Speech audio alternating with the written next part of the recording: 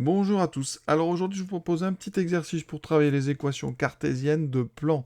Ici, on va travailler sur des plans parallèles. Donc, on va se placer dans un repère orthonormé et on considère deux points. On vous donne les coordonnées, les points A et B. Deux questions. D'abord, on vous demande une équation cartésienne du plan passant par A, perpendiculaire à AB, et ensuite, le plan passant par B est perpendiculaire à AB. Donc on a devant nous deux plans parallèles. Et on va voir un petit peu ce que ça a comme conséquence sur leurs équations cartésiennes. Voilà, on est parti. Pour déterminer une équation cartésienne de plan, il faut un point et un vecteur normal. Alors ici, on l'a notre vecteur normal. Pourquoi Donc notre plan, donc soit P, soit P1, ce plan.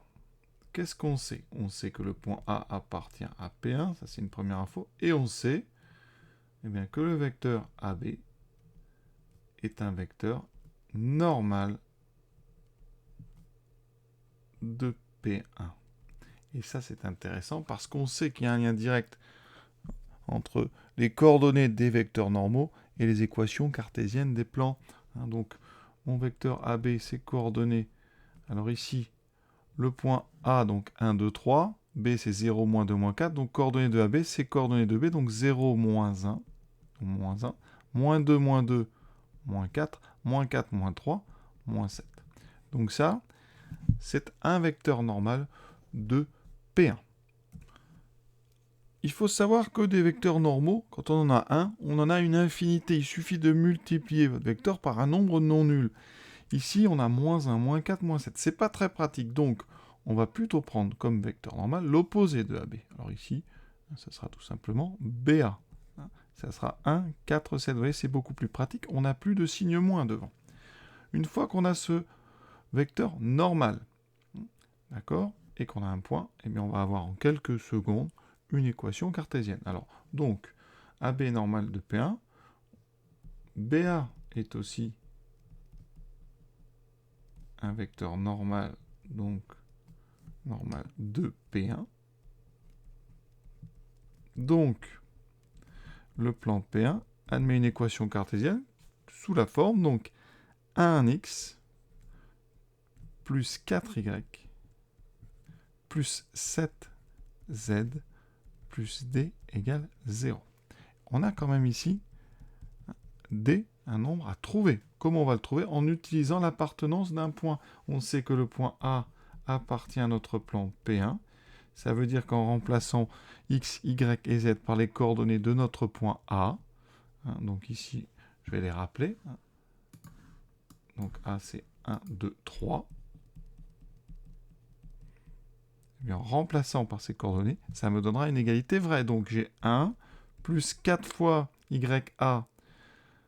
Alors je vais le rédiger proprement pour bien que tout le monde comprenne. XA plus 4 fois YA plus 7 fois ZA plus D égale 0. Vous voyez ici, on remplace, ça fait donc 1 plus 4 fois 2, donc 8, plus 7 fois 3, 21, plus D égale 0. Et j'ai une équation en D, donc ça me fait alors 30 plus D égale 0, donc D est égal à moins 30.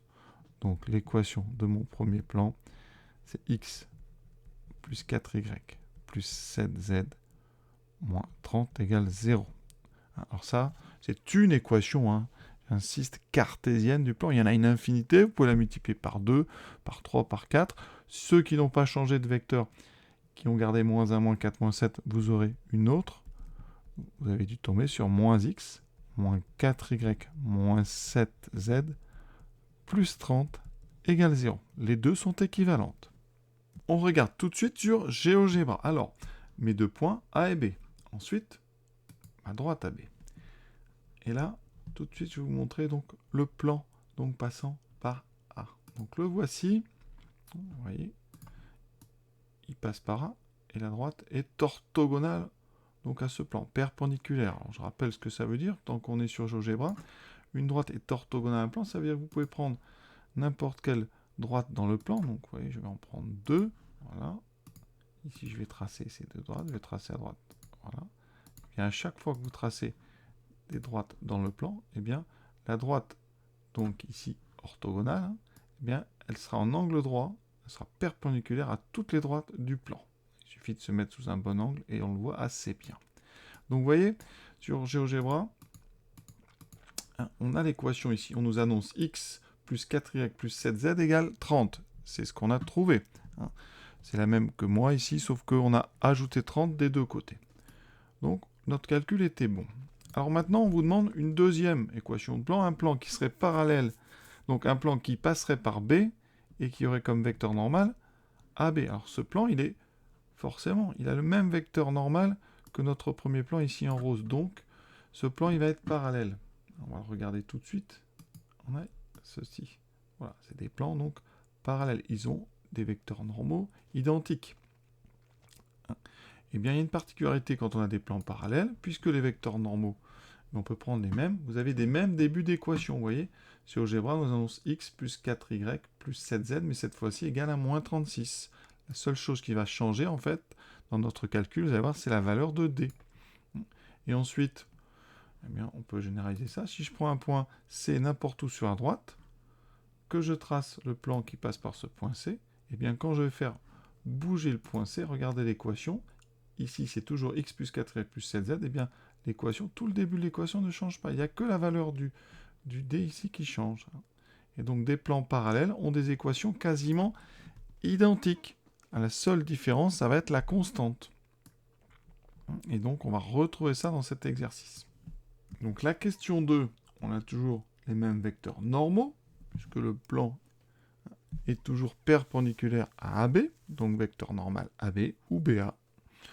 Par contre, ce qui va changer, c'est le point qu'on utilise pour trouver D. Donc, on va l'appeler P2, hein, ce plan. P2 a donc une équation cartésienne qui se présente sous la forme x plus 4y plus 7z plus d égale 0. Alors, pour ceux qui n'aiment pas avoir les mêmes lettres, on peut mettre d', par exemple, d' appartenant à R. Ensuite, on utilise le point B. Cette fois-ci, c'est le point B de coordonnées, donc 0, moins 2, moins 4, qui appartient à P2. Ça veut dire que je vais remplacer x, y et z par les coordonnées de B. Donc, ça fera 0. 4 fois moins 2, moins 8. 7 fois moins 4, moins 28. Plus d' égale 0. Moins 36 plus d' égale 0. Donc, d' est égal à 36. Conséquence, eh bien, P2 admet x plus 4y plus 7z plus 36 comme équation cartésienne. Regardez sur GeoGebra, c'était annoncé. Ici, x plus 4y plus 7z égale moins 36. Donc si j'ajoute 36 des deux côtés, je retombe directement sur celle qu'on vient de trouver. Voilà, cet exercice est terminé. Je vous souhaite une bonne fin de journée à tous et à bientôt.